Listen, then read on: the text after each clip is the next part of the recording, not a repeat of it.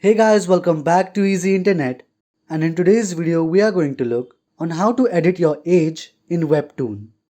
First, open up your WEBTOON account and scroll down till you find Settings and tap on it. Scroll down and tap on Help. Scroll down till the end and tap on Submit a request and choose the option as Other.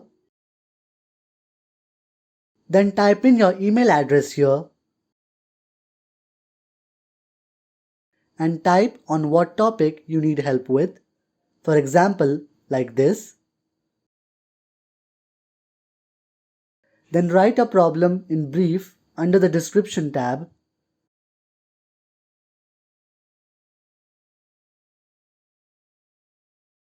Choose your device from here and tap on Submit. Within a few hours, WEBTOON's team will contact you through email to resolve your issue. I hope this video has helped you. Do like, share and subscribe to Easy Internet for more such videos.